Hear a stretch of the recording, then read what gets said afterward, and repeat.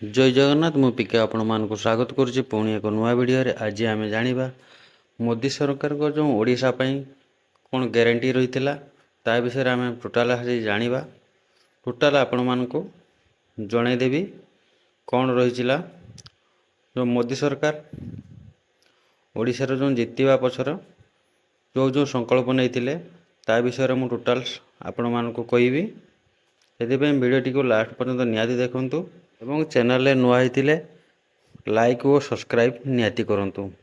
एहीपरि आपण मानको वीडियो पाइबा पई लाइक सब्सक्राइब निहाती करंतु।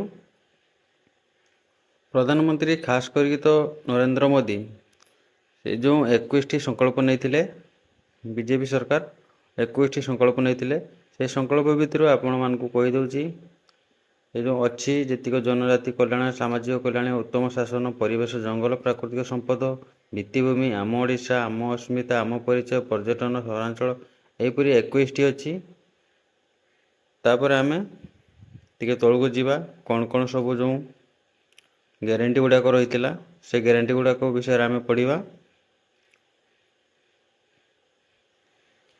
देखिपे ये सब चिट्ठी देते ये सब साइन मराई तापर आम 21 यही देखिपे 21 संकल्प निआई जो संकल्प रे जो बीजेडी सरकार को पतन होइची यही सबू लालसा देखाई बीजेपी सरकार।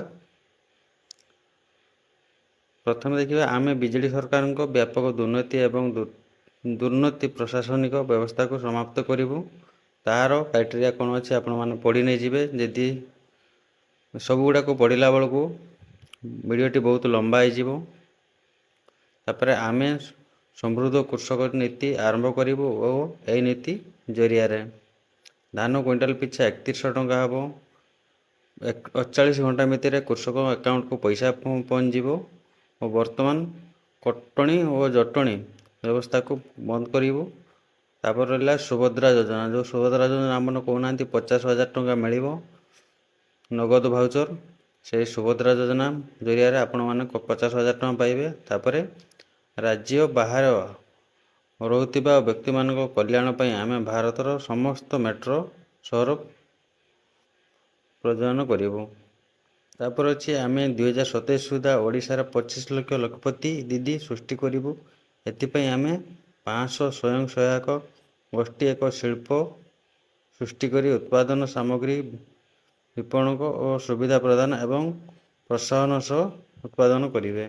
तापर होती प्रत्येक मत्स्यजीवी अण उत्पादन समय 10,000 टंका लेखाएं सहायता राशि प्रदान करेंगे और मत्स्यजीवी बंदर नवीकरण शीतल भंडार एसबू रही। तापर आम तौक जावा आम विश्वस्तरीय रास्ता संजोगरण करवा 26,000 किलोमीटर 75,000 किलोमीटर ग्राम्य वो जातीय राजपथ निर्माण करेंगे। से पंचायत गुड़ा भी हम राजधानी को संजोग हम।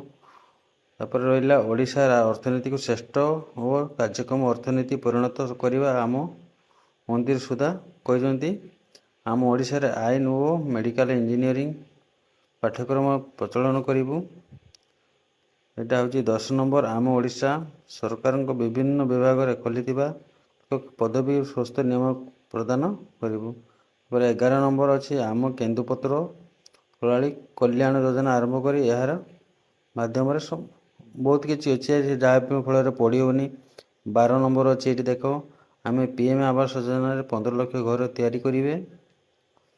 तापर अच्छी 13 नंबर राज्य सरकार को जो रत्न भंडार चाबी एपट सेपट होता से विषय भी तदंत करेंगे। यह 13 नंबर रहा